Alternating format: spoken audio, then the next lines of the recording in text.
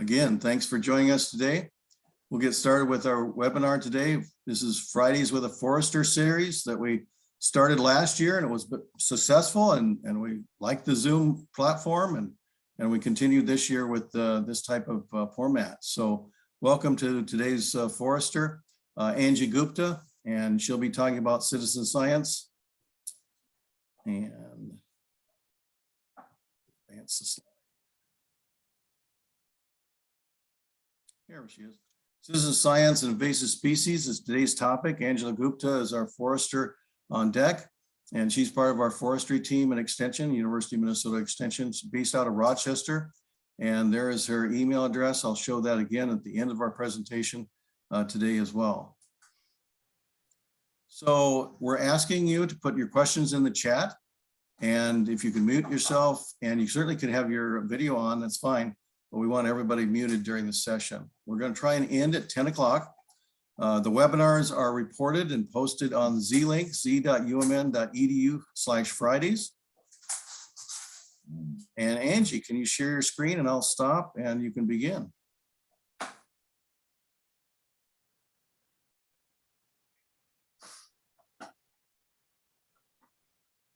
All right, I'm hopeful you can see my screen. Yes, very good. Excellent. So yeah, thank you, Gary. It's lovely to see everyone this morning, and I'll just get started. So this is citizen science answering critical invasive species questions. And so I just want to start out, if any of the people on this presentation today participate in my projects, I thank you deeply, and let's see what happened. There's lots to share.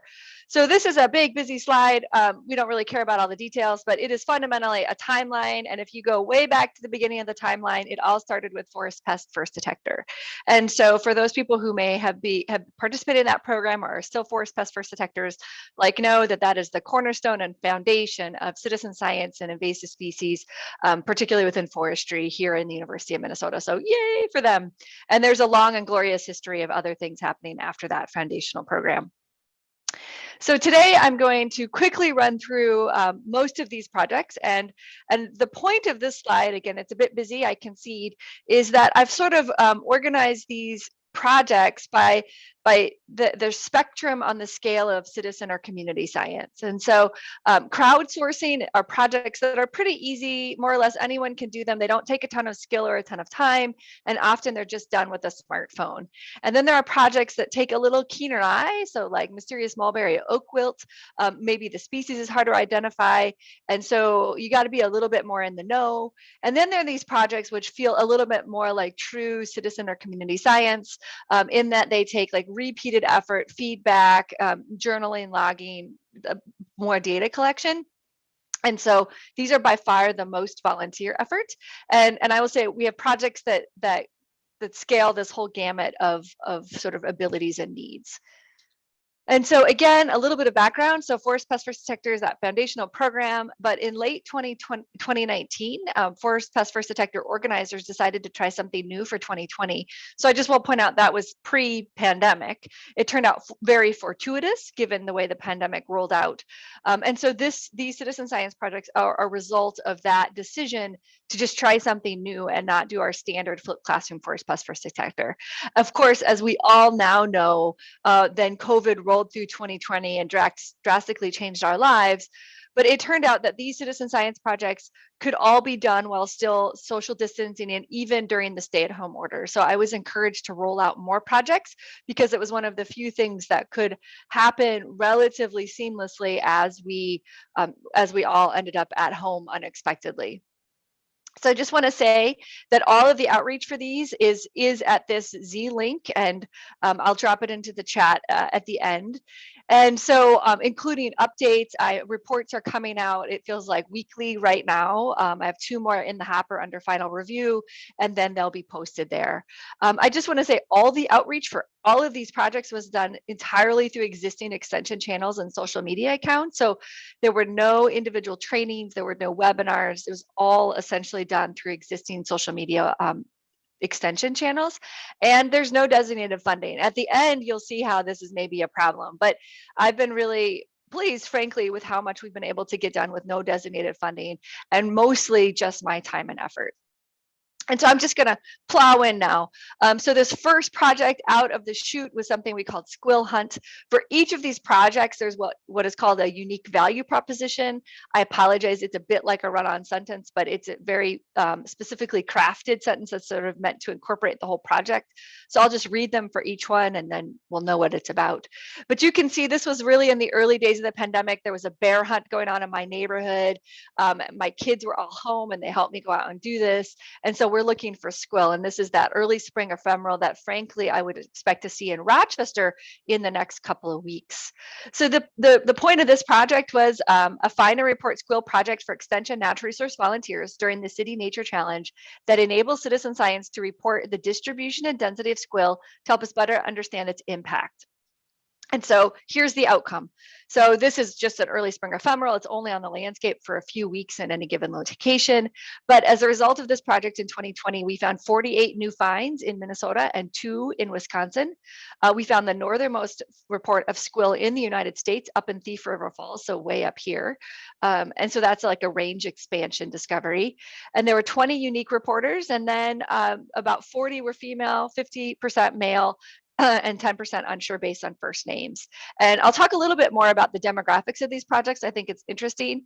By and large, I had to guess based on first names for people's their accounts in either EdMaps or in iNaturalist. So recognize that that is the methodology there. So the next project to roll out was something called Naturalized Norway Maple. So a Find and Report Norway Maple project for Extension Natural Resource volunteers from June through the fall of 2020 that enables citizen science to report the distribution and density of naturalized Norway maple to help us better understand its impact. And I guess I should have said, so squill was really made our radar because of volunteers doing the City Nature Challenge. And we kept getting this species that we didn't really know show up there. And so after a little research, we realized it was non-native, but we didn't have a handle on its invasiveness.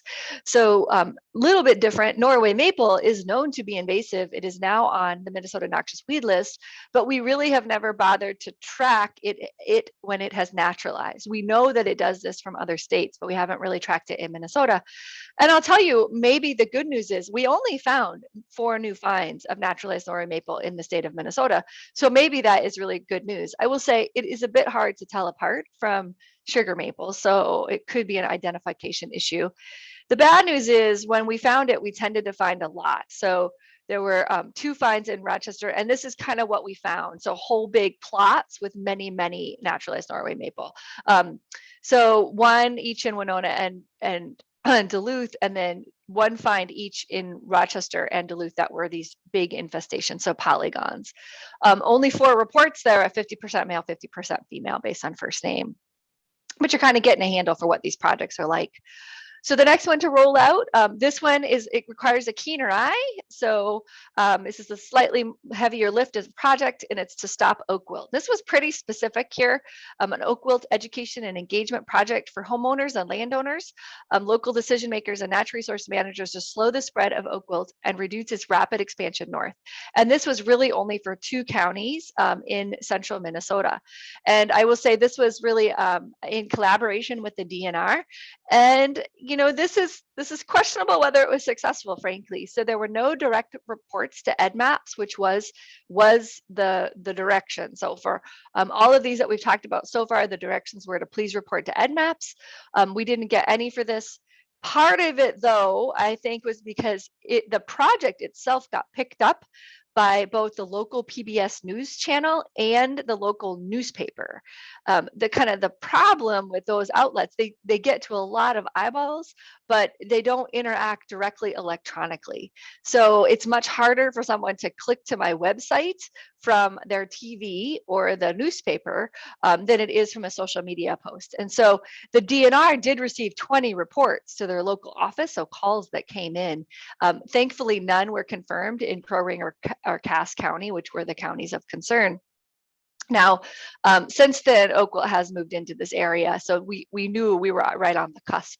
And maybe what I view to be one of the most successful things is I helped the DNR craft a 5-year logic model to really think through their Oak Wilt engagement, and this was just ended up being a small part of it. So, I think that was a good exercise, and hopefully it helped them to organize their engagement around Oak Wilt. So this one, I have to say, I think was potentially one of the most successful. So still 2020, I'm rolling projects out. They're essentially rolling out phenologically as the landscape changes and spring springs and summer emerges.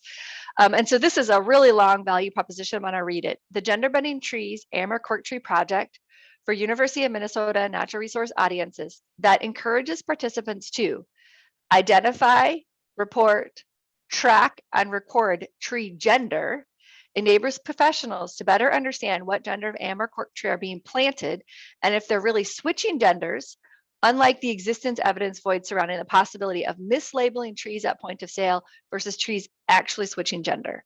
So this is complicated. I'm going to talk this through a little bit.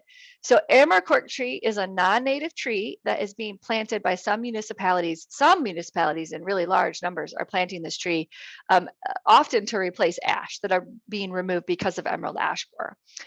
But there was some evidence in the literature and anecdotally that the male cultivars intended to be sterile so that they couldn't be invasive were producing seed. And very much like buckthorn, amber cork tree has male and female plants. And in buckthorn, you don't tend to get male plants that produce berries. That's really confined to the female plants. But in some species, ginkgo is maybe the best referenced species for this. You have male and female plants, but if you plant a male, it often, or it definitely has been confirmed to switch to female. And for ginkgo, if you're familiar with that tree, it's often planted in urban landscapes, that what happens is the females produce this really kind of almost plum-sized fruit that's super stinky. It smells like vomit. And so people don't like it. And so historically, communities have planted male ginkgo in an effort to reduce the stinky fruit. Yet many, many, many of these males have become females. So there was this anecdotal evidence that this was happening with amber cork tree. But when I would chat with people in the profession and say, you know, what's going on, they would often offer these two possibilities. We're just getting the wrong sex delivered. Like I'm doing my due diligence in an urban forester, I'm buying the males, but I don't know exactly what's getting delivered. And I put it in the ground and it grows. And only years or decades later do I discover that it's female. And I know Gary has a story about having, you know, purchased a plant and received the wrong plant from a nursery before. So this happens. Or so that was one possibility, or the other possibility is it's really switching. But then I kind of felt like what I was hearing was a shrug shoulders. Like, well, we don't know which of these two things it is. And because we don't know, it's not really worth taking action. And that was really frustrating to me because, you know, one is a supply chain issue and one is a tree issue. And if you can figure out which one it is, then you can take action that will address that cause. So I got to talking to professionals in Wisconsin who had a little more experience with amber cork tree than I, and we're talking about all of this. And the comment was kind of along the lines of, well, I don't think anyone will fund a 20-year research project, and that's what it would take in order to sort this out. We'd have to buy a bunch of plants, we'd have to know their gender, or put them in the ground, and then we'd have to wait for them to grow. And I thought, man, I think we might be able to do this differently. And so I asked, can citizen science do it by looking at flower sex? And it turns out no one had ever done this. No one had tried it. No one knew if it was possible. But I thought, let's give it a whirl and see what happens. So this is definitely a heavier lift. We used a different app. We used the EdMaps Pro app. And so here's the outcome. Volunteers monitored 77 trees in an area roughly bounded by Rochester, Mankato, and the Twin Cities. There were no observations north of the Twin Cities. I was lucky enough to have the city foresters in Minneapolis, St. Paul, Rochester, Mankato, and Duluth give me the maps, their best guess at where amber cork tree had been planted, and the amount of and quality of the data in those tree inventory maps was variable, but some of them even had the cultivars, so I could see whether they believed they had planted male trees or female trees. So I was able to put that information on the Google site in a Google map, so volunteers kind of could target their efforts to these known trees. So critical findings. So 12 trees with fruit, 67%, either had male flowers or were considered because of their planting type as generally seedless, yet they produce seed. So that's pretty phenomenal. 16 trees with male flowers, 37.5% produced fruit. And so I'll talk a little bit about how we did this, how we learned that. And then 11 total volunteers, so not very many people. Volunteers, there were seven females, 2 males, and 2 prefer not to say, although their EdMap's first name make me suspect they're female. So this is kind of this is the information that we gathered. So it turns out that when I went to go organize the information, so there was good identification characteristics for volunteers. We didn't even really know when they flowered in Minnesota, and it turns out they flowered a couple weeks later than we expected. So they flowered in early June in only a 2-week period. But during that 2-week period, often actually the week or 2 before, volunteers went out looking for flowers. They confirmed indeed, they took pictures, so great identification pictures. You guys are probably familiar with these, leaves, bark, the whole tree. So we could confirm, yes, this amarcork tree. And then they went out several times over the course of the next few weeks, and they took these flower photos. And this was early days of the pandemic. We were by and large still on lockdown. No one was allowed to do anything risky. I did not want anyone in the hospital. No ladders, no standing on the back of trucks, none of that. So we only could see the flowers that we could reach from the ground. The good news, bad news is many of these trees were very young. And so you could actually reach many of them. There were only a few mature trees in this whole study. And so this is a female flower, and this is a male flower. And when I went to even go find, like doing the research, great pictures, it turns out the fellow that seemed to know the most about amarcork tree flowers had passed away 10 years ago. But thankfully he had great photos, and I was able to sort out these differences. But it says a little bit to the dearth of information that was out there. And then I asked them, I waited until after full leaf out in the fall of 2020, which turned out to be November. And I sent volunteers back out, and I said, now we're looking for fruit. And the nice thing about full leaf out is that you can see up through the canopy. And so that is an image of fruit. And here on the right, you can see this is a fruit stem. I think the fruit itself had already been eaten by birds. And so this is how we were able to go back and track using the EdMaps Pro app, which allows individual tree revisits, that we could see that, yes, indeed, these trees with male flowers were indeed producing fruit. And then frankly, that the fruit was disappearing fairly quickly into the landscape, which is how, of course, it becomes invasive. So it was pretty astonishing amount of data in not very long by not very many people. And so the amarcork tree may be added to the Minnesota noxious weed list. And this is a January update now. The Minnesota Noxious Weed Advisory Committee, who advises the Commissioner of Agriculture at the Minnesota Department of Agriculture, has regulated it, that amarcork tree be considered a specially regulated plant, with only sales of male cultivars permitted. Sales of all other amarcork tree are prohibited, and all existing plants and escape fruit producing trees must be controlled by tree removal or other means such that no seed is disseminated. So I'll be honest, I'm expecting this to either hopefully be confirmed by the Commissioner of Agriculture any day now, but I haven't heard that it's happened.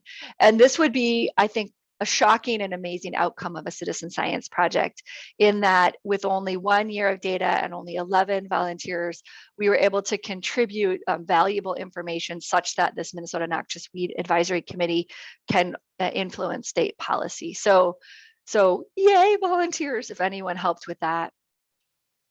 I'm gonna keep going. I will pause for a moment. Are there any questions you think I should take right now, Jeff? I see there are things coming into the chat.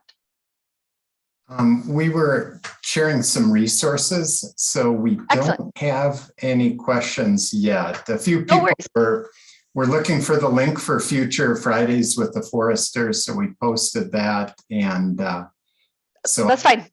I think we're good. Super. I'll keep going. I can only just see the numbers on the chat. I don't have the chat open itself. So excellent. So I'll keep going. So then the next project to roll out, or it kind of rolled out in tandem with some of these others, was this jumping worm report management project. And if you're unfamiliar with jumping worms, here's the short couple of minutes. So jumping worms are a non-native worm. We have no native worms in the state of Minnesota. They were all killed during the last glacial period. So, but jumping worms are unique in that they're relatively new, even when compared to our suite of non-native Eurasian earthworms, and they live in the top few inches of soil. So unlike the suite of normal earthworms that live between 0 and 6 feet in the soil horizon, jumping worms live in only the top few inches of soil. The total density of worms in, let's say, a foot by a foot can be 2 to 3 times when you have jumping worms than when you have the other worms. So let's think about that. If you have a foot of soil and you had, let's say you had 20 worms on the horizon from 0 to 6 feet, and you could know this by doing a worm survey sample. If you get jumping worms, for reasons we do not understand, all other worms appear to disappear. And then the density of jumping worms may double or triple. So in that same square foot of area, you may have 40 or 60 jumping worms. And now they're living their entire life in those top few inches of soil. And so what that means is they're eating and significantly changing the soil at the top where your plants are trying to live. And it turns out they've been very problematic for many gardeners and homeowners. Now, you might wonder why a forester cares. So it turns out there are no recommended treatments for worms at all. And worms, when they get into our forest, cause massive ecological damage. They're ecological engineers, and all kinds of things change when worms move into a site. And it turns out we're still learning about the differences between what changes in our forests with regular worms and with jumping worms. But the bottom line is lots of things change. And some of the newest research out of the East Coast is starting to show us that when you have high deer populations, which of course Minnesota does, and you have earthworm populations in your forest, you start to see an extirpation, so the complete loss of some of our native understory species. And so that is, of course, potentially devastating. So I alluded to the fact that there's no management for jumping. There's no management for worms. There's never been anything that has been proven to work for worms in forested or yard settings. And there's nothing in trade that you can buy as a wormicide or a pesticide for worms. So, and I will tell you, in 2019, we started getting a lot of calls about worms that were landing on my desk because I do terrestrial invasive species. And it was really clear that people were very, very upset about these worms and really at their wits' end about what to do with them.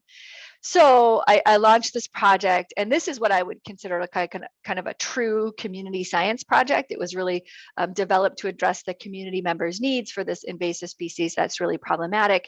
And the idea that the more we can figure out how to manage them in a yard or garden setting, the more we might be able to prevent their spread to our forests. So here's the unique value proposition. A report management project will serve a dual purpose. And this, I will tell you, is the 2021. It was slightly different in 2020. But the dual purpose for 2021 was to provide emotional support to landowners impacted by jumping worms and gather data from landowners on their jumping worm management activities in order to inform future scientific research and empower others impacted by jumping worms. And I'll tell you, that first one and the emotional support was added after 2020. So when I first launched it in 2020, I had a surprising number of people that would ultimately call me and end up crying about jumping worms. It became very clear that these people were going through many emotions related to jumping worms, and I'll briefly talk about them in a moment. Now, of course, we were all, I think, very emotional because of the pandemic. So you couple like our day-to-day existence during the early days of the pandemic with this, these gardeners discovering they have this new invasive species, there's nothing they can do about it, and realizing they might have quite legitimately brought it to their property unknowingly. This really was a major psychological impact. So outcomes from 2020. We had essentially all I did, you can see there's this Google Doc. I had people that had jumping worms. That was the first criteria. You could only join the project if you had jumping worms in your landscape and you were going to manage them. And I really didn't want you to tell me if you were going to do anything illegal. So remember, there are no pesticides or wormicides in the United States, the federal government or the state of Minnesota. So don't tell me if you're doing like illegal applications of fertilizers. But other than that, you know, all of your creating gardening skills, if you're managing jumping worms, please tell me what you're doing in a Google Doc, and I'll try to synthesize this and see if we can learn anything. Lots of things were tried. Gardeners are immensely creative. They also paid attention to the environmental impacts of jumping worms. So some of these gardeners had forested landscapes adjacent that had worms in it. And so I will tell you, in the jumping worm area, there's very little information, period. So we don't know what plants do well in the presence of jumping worms. We don't know necessarily which plants do poorly. Hostas do poorly, we know that. But what about our natives? We didn't know. Potential management research. So what were some things that appeared to be working in our backyard trials that I might be able to persuade researchers to look at? Similarly, we do have Lee Freilich at the University of Minnesota is working on worm research that is funded by MITPIC, the Minnesota Invasive Plant and Terrestrial Plant and Pest Center. And so, could I help inform that research? And then I really started to understand that this emotional stuff needed to be delved into a little bit more. So that was 2020. I will say that there were 20 female volunteers and 3 male volunteers based on first names. And while this project was intended for Minnesota, I did have somebody from Ohio and Illinois kind of creep in. And I also want to give a great shout out. So the winter between 2020 and 2021, the Minnesota Master Naturalist had to move all of its training online because of the pandemic, and they needed capstone courses for these volunteers. And so they sent out this all call for capstone courses that could be done online. And I put out 3 ideas, 2 of which were picked up by the group. One, I can't still hardly believe that they picked this up, but to do a lit review about the emotional impacts of jumping worms. It turns out there is no literature. There was no literature on the emotional impacts of jumping worms. So we had to broaden the scope of our search and do the emotional impacts of climate change. And there is research on that. And we were able to apply some of that to this project. So yay, Minnesota Master Naturalist volunteer trainees. So then what we learned when we did that lit review, so we learned that these are some of the things that really people were impacted by when they got jumping worms. So solastalgia is when you miss the way an environment was before. And so let's say you grew up on a farm and now you're an adult, you go back to visit that farm, maybe your family sold it and it's been turned into a Walmart. So you might experience solastalgia. Another thing is if you, let's say you used to go to a summer place, a lake home, every year you'd go as a family, you really enjoyed it, and you go back now and the lake is full of an invasive plant and it's really icky and it doesn't feel very usable. Maybe it has zebra mussels. And so you might experience this solastalgia, this wishing for an environment that used to be. Another thing was these gardeners, they weren't necessarily master gardeners. They were actually only a very small percent, but they definitely were serious gardeners. And this was a part of their serious leisure. So it was a bit of an identity feature for them, but they were gardeners. And that was essentially attacked by their perception that they had caused this problem. They'd potentially caused it, and now they couldn't fix it. And then there's this thing called disenfranchised grief, and that's a grief for which our culture does not have rituals or much understanding. And so, when someone would go out and say, look, I have jumping worms, and they were feeling all of these emotions, people would give them like the crazy lady side eye look. And that just reinforced this disenfranchised grief. They didn't know what to do about it. So in the research, we learned there are some ways in which you can make these feelings more manageable. That includes ritual.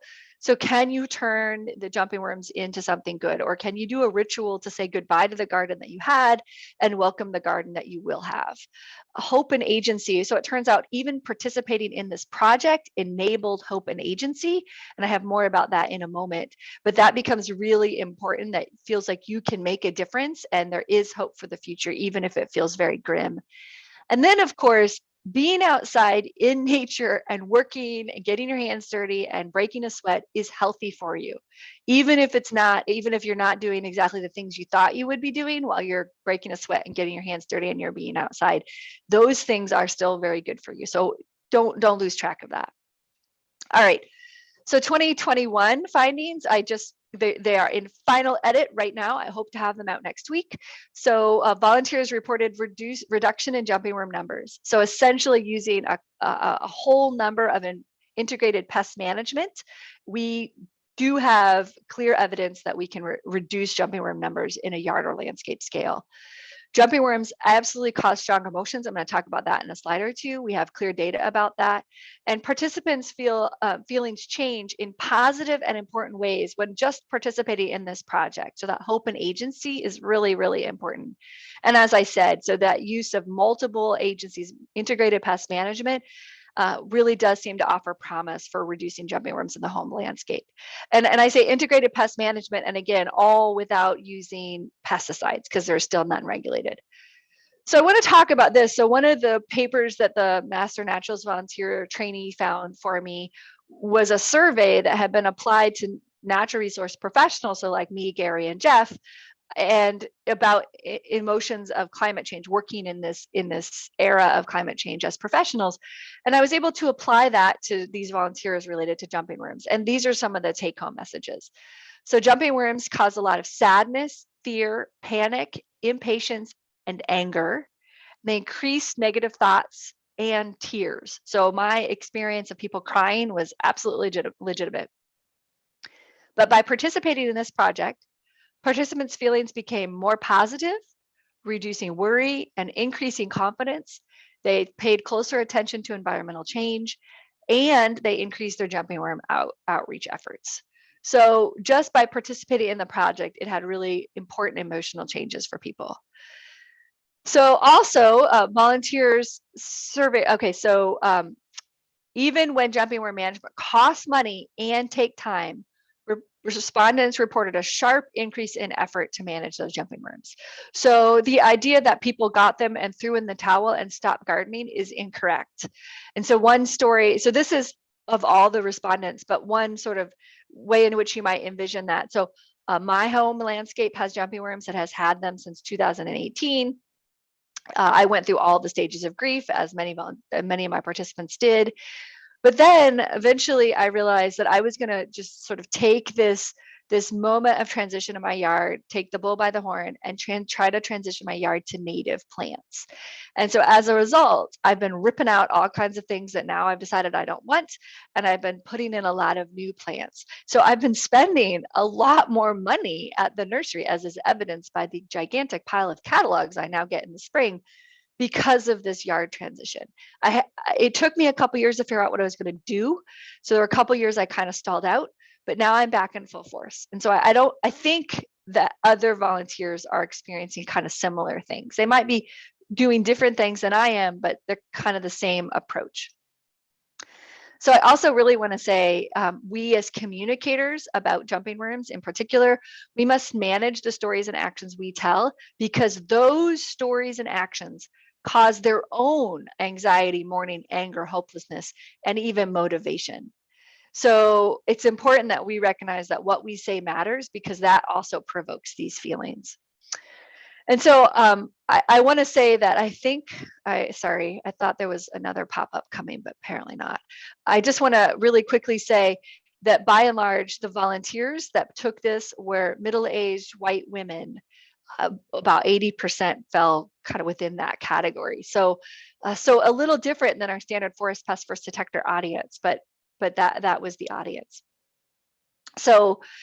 So here is a chart if you're kind of into that same kind of data. So what I did was so when you think about stories or actions you imagine in the previous question about jumping worms, how do each of the following words describe your type of concern? And so then I combined moderately to extremely well together in this category. And this is where you see that anxiety, mourning, anger, hopelessness, and motivational were greater than 50% of the respondents found those words to be moderately or extremely well descriptors. So again, I think this is information that I had never seen before about invasive species, and certainly not about jumping worms. So here's a little bit about that crying. So 57% of respondents reported negative thoughts about jumping worms, and then 19% reported crying about jumping worms. So that is real. All right, so we're gonna leave jumping worms. We're gonna go to find and report. I'm kind of winding down. So the Find and Report 2021 project, I finally lumped them all together. So instead of doing a separate squill and Norway maple project, they're lumped. So the Find and Report 2021 project for engaged Minnesotans interested in nature and invasive species will enable volunteers to find and report targeted species of concern, filling existing gaps in distribution and density information, and informing Minnesota noxious weed policy. So I got a little smarter. I have colleagues that work on the Noxious Weed Policy Committee or the Noxious Weed Advisory Committee. And I said, what species are you likely to be looking into in the next couple of years? And is there information about distribution and density or other information that volunteers might be able to find that could help inform that decision making process? And these were the 4 species that we landed on: black alder, Siberian pea shrub, Japanese tree lilac, and porcelain berry. So we had 20 unique individual reporters representing 14 different organizations. So this was by far the largest organizational effort that we saw, which I think is interesting. So maybe a bit more like Forest Pest First Detector than some of these other sit-sci projects. Likely, this was a little hard to tell, but likely 9 female, 8 male, and 3 were unsure based on profile names. But here are essentially the results. So this is this is the result at the end. And so we didn't necessarily see a huge increase. So 2 social media posts, we found 3 new finds of black alder. 3 social media posts, we found 13 new finds of Japanese tree lilac. 2 social media posts, we found 1 new find of porcelain berry.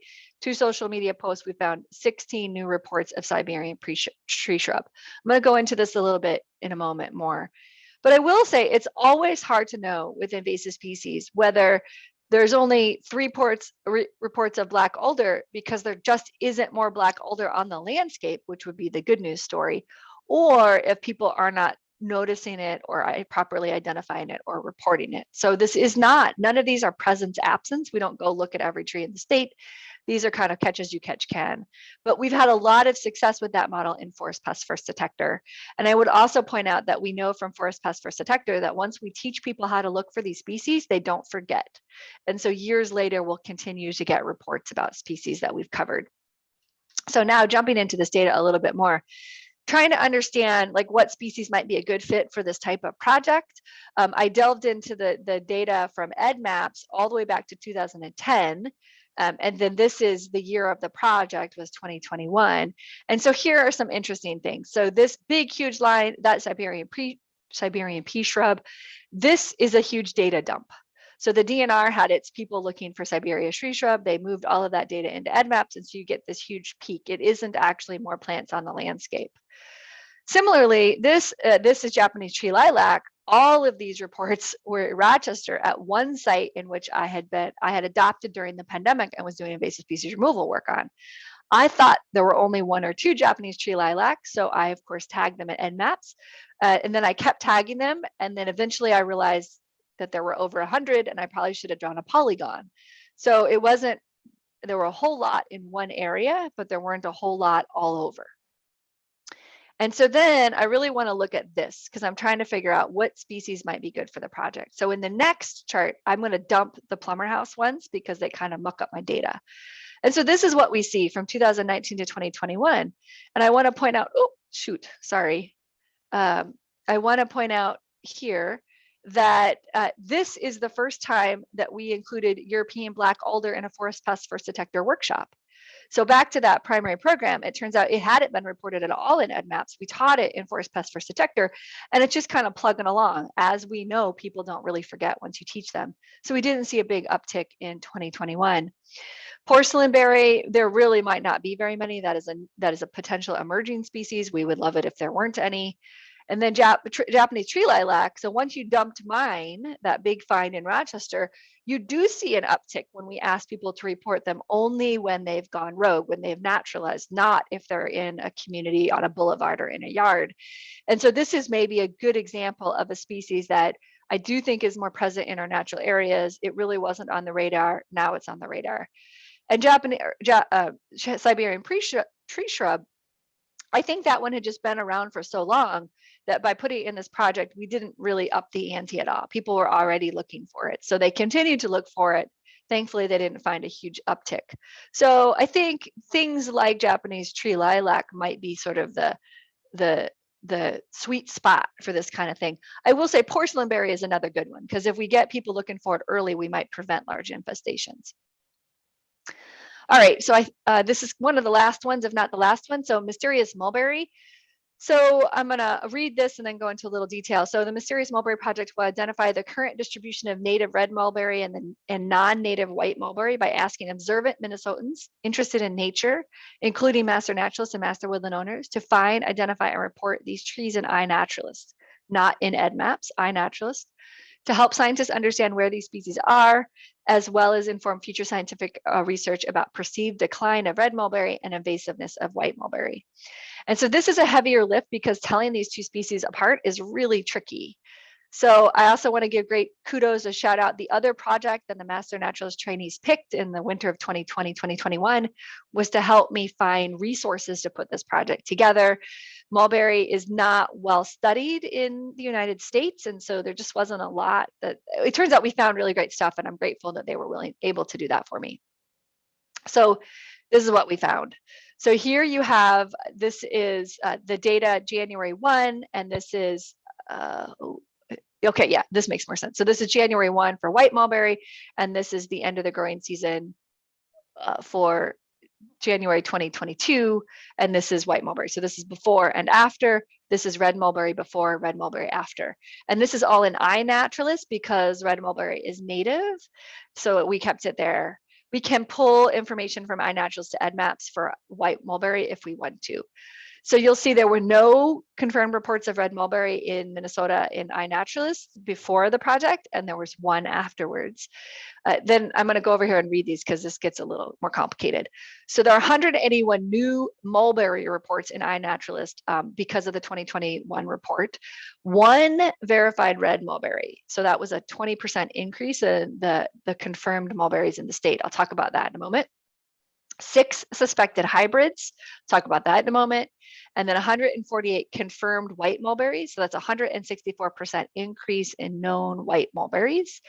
And so what that boils down to is what we think we know about mulberries. For every one red mulberry, there are 52 white or hybrid mulberries. So that is bad news if we recognize they hybridize. So what does that maybe look like? So trying to understand what we know about mulberry in the state, and recognizing that, again, this is not a presence absence survey. We have not looked at every tree and said, yes, it's mulberry or it's red or white. This is kind of catch as catch can. But I also went back to the Bell Museum. So that is historical data about where mulberry has been and is reported. Then I went to the iNaturalist data before 2021 and iNaturalist data after, so cumulative. And this is what I found, and a couple of take-home messages. Really interesting that the Bell has this. Okay, so the other thing about the Bell, I took out any reports that were old, so old that the life expectancy of the tree would have expired, right? So mulberries don't live very long, and so there were some reports from the 1800s, and it is highly unlikely any of those trees are still alive. So I sort of dumped those because those are not likely to be living trees. And so these are the outcomes. But the fact that there were 15 trees reported as hybrids is interesting because we have no test to confirm hybridization in mulberry. So we can't know if a mulberry is hybridized, which then makes it really tricky. So similarly, there's no hybridization category in iNaturalist. So all of these 6 suspected hybrids, I called them hybrids. I was the one who made that definitive that decision, and I can't label them as that. So they just sit in iNaturalist as unverified, which is awkward at best. And then that, of course, explains why there's this 0. It wasn't a category, so one couldn't have put it in there before. So interesting. And this is just a lot of wonkiness with the data. And I think we are going to see this wonkiness with other data when we try to look at things. I'm considering do a butternut project, and I think we're going to have some of the same challenges. So, but here's sort of the sad news. So for every one red mulberry that we have confirmed in the state, there are likely 52 non-native or hybrid mulberries, which means that if we care about that native genetic integrity, there is a lot of non-native genetics out there in the landscape that is hybridizing. We're fairly confident with our native.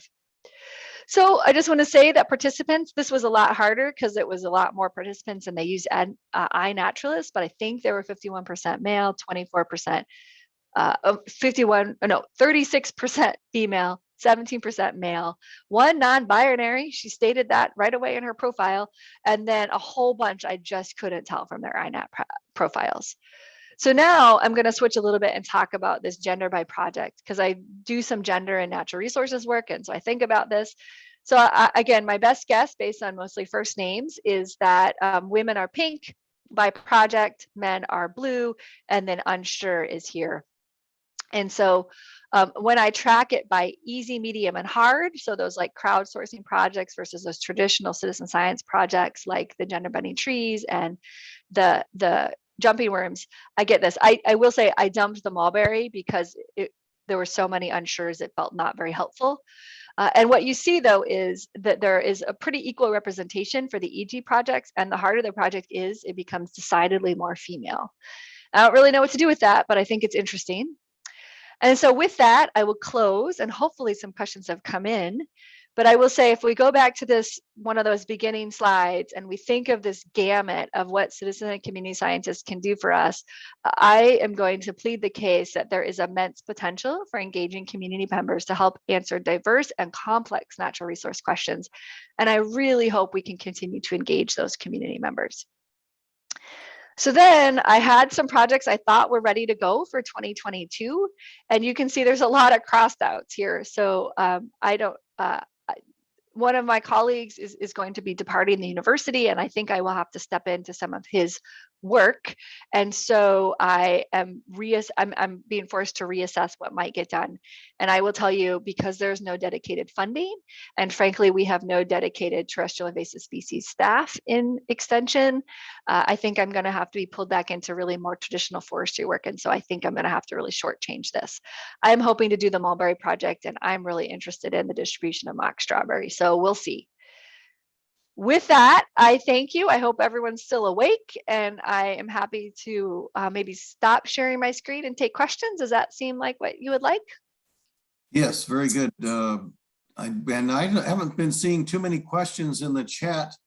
Jeff, what have you been seeing?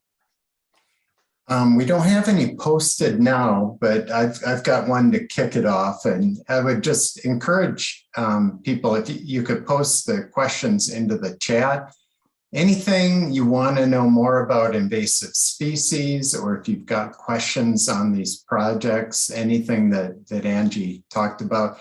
So you can put it into the chat, or you could also unmute yourself and ask the question that way. Either way would be great. But Gary, you posted something interesting about Oriental bittersweet. Could you share that story with everybody? Yes, actually a couple of years ago, I purchased 25 conservation plants of American bittersweet from a North Dakota nursery. And actually that has female and male plants, and it takes about 5 years for that plant to start fruiting. And by golly, I had the vines showing, it's a red berry in the center, but the difference between American bittersweet and Oriental bittersweet is the capsules that open up. So the capsule that I had were yellow, and the MDA always says, I remember Monica Chandler always says, yellow if it's yellow. And I called them right away, and I said, you sold me 5 years ago American bittersweet, but they're Oriental bittersweet. And they said, oh yes, we had a problem that year of sending the wrong plant or something, or buying the wrong plant.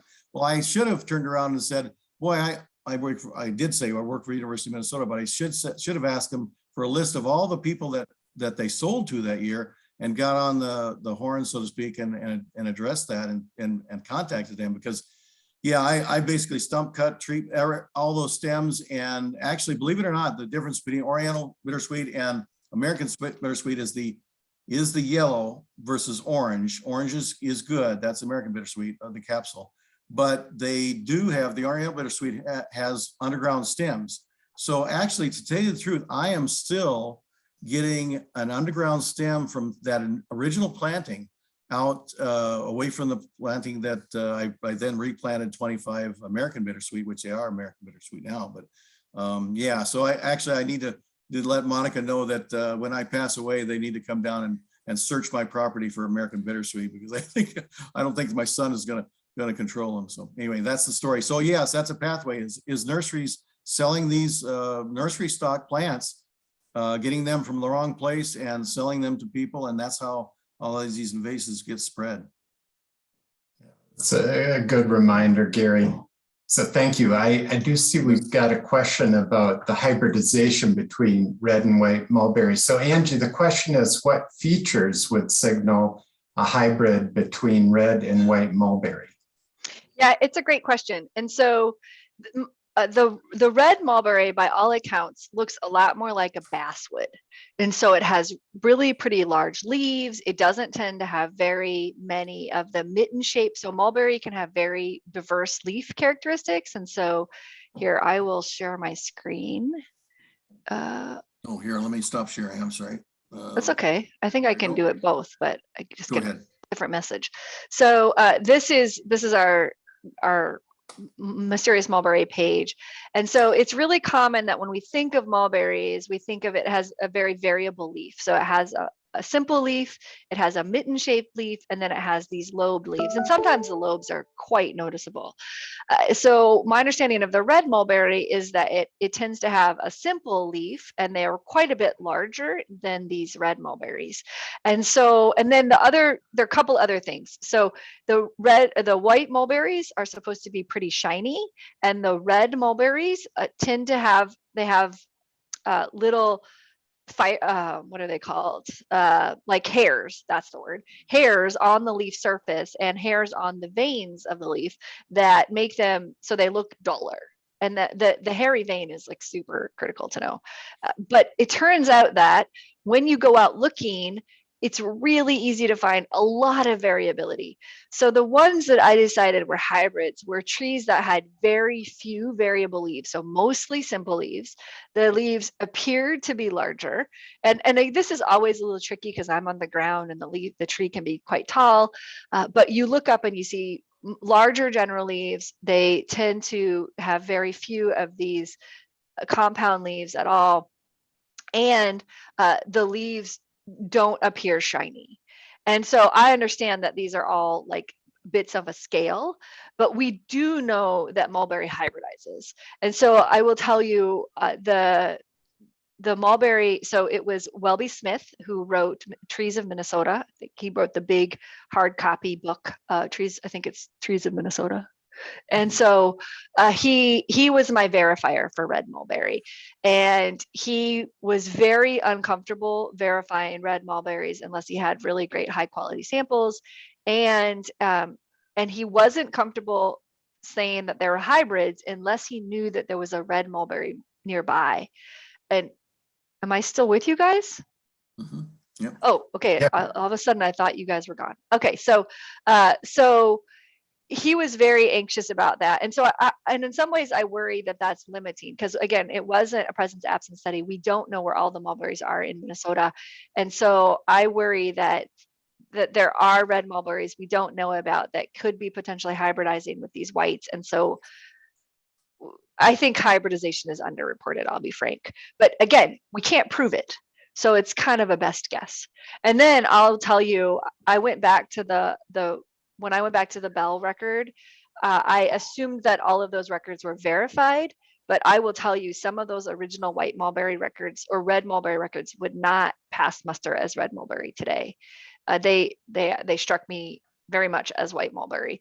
So I think even those original historic data could be challenged. I asked around professionally if anybody thought it was worth challenging it, and they all said no. I said, okay, well then I won't bother. So I hope that answered your question.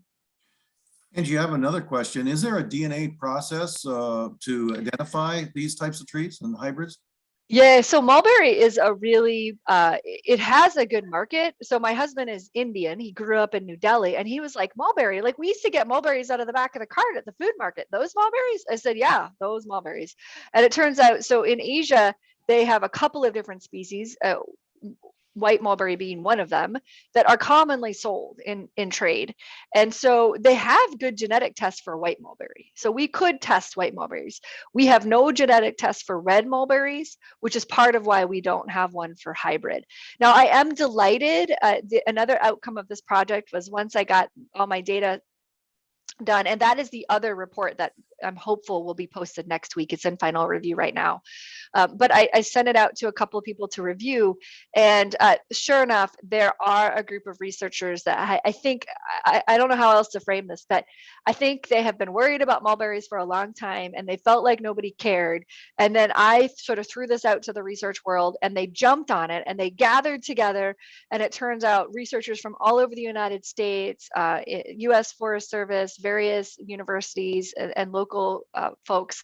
And they said, we would really like to work on this. And so I think they're organizing themselves to put in for a couple, maybe large federal grants in which there might be some genetic testing development. It takes, my best guess, my understanding is it takes about $10,000 to develop that first genetic test. And then it can be as cheap as like $10 once it's developed to do each subsequent test. But that big hurdle is the development. And so it would be really great. The other thing that group was talking about is, can we get red mulberry in trade? So you can buy white mulberry and plant it in your yard right now. It's not a regulated species. And so why can't you buy red mulberry? Like, why couldn't we just put that on the landscape? And so the new horticultural extension specialist, so tenure track faculty in horticulture, is really interested in hickories and looked at why hickories aren't in trade more. And so he brought those same skills to this mulberry conversation. So I'm really excited by the refreshed enthusiasm for this. Thanks, Angie. Another question, jumping worms, where are they at so far in the state? And I'm assuming they're spreading south to north, but where are they at so far? Yeah, so I will share my screen while EdMaps loads, and then I will just show you. While you're doing that, just want to mention, when people leave, there will be an evaluation. So please fill out your evaluation of today's webinar, and please join us for the future Fridays with a Forester upcoming. So you guys, I think, can see my screen. So I will just tell you, I'm pleased. So the other effort that happened this past winter is I'm the leader of a group called the Invasive Species Community of Practice here at Extension, and that group has been working to improve troublesome common names for invasive species. And we work to improve there was a troublesome common name for jumping worms, actually several. And so we worked to improve that. And as a result, we ended up coming up with 12 new species names, common names there are actually several species of jumping worms that we lumped together. And they have now been accepted. So these are our new names now in EdMap. So yay. So anyway, but the question was, I'm going to show you at the county level, and I'll tell you why. Normally I show people at the point level, and then I'm going to show you at the record density level. And anyone could do this in EdMaps. I'm doing this quickly to answer that question. I'm going to zoom in. So, oops, sorry, that was out. So we can see it a little bit better. And people always ask, well, why are there so many in Minnesota? I actually think we're just much better at reporting them. But here are the known densities of jumping worms in Minnesota. And what you're seeing here is a lot of our urban areas. And so the scale is up here. So dark green is 500 plus, 501 plus reports. That medium green is 100 to 500. This lighter green is 11 to 102, and then the really light green is 1. And so as you can see that even where we have the most are in Hennepin, Ramsey, Olmsted, and even those are only 11 to 100 reports at the county level. So they're not everywhere. And several of these counties have only 1 report. But it is a concerning distribution, and I think they are chronically underreported. Hopefully that helped. Thank you. I think we've got time for one last question, and I was not familiar with this. I was doing a quick Google search, but Angie, maybe you've heard of this before. Have any of you ever heard of worm grunting? Yeah, and so I think that's where you like pound on the ground with a stick. That's the one. Yeah, I think so. Yeah, so I have heard of it, and we don't have any particular reason to believe that it really works. There's lots of things that will bring jumping worms live pretty much at the surface. So if you want to find them, you can just take a small hand, those 3-pronged hand rakes, whatever those things are called, and you can find them. I mean, finding them near the surface is not the challenge. It's what to do when you find them. And so We do not recommend that. It may work to some degree, but honestly, if you just overwater your site, they'll come to the top. And then once they're to the top, we strongly recommend you pick them up, hand pick them, put them in a Ziploc baggie, throw them into your trash. That is proper worm disposal. Thank you. Jeff, do you have any more questions?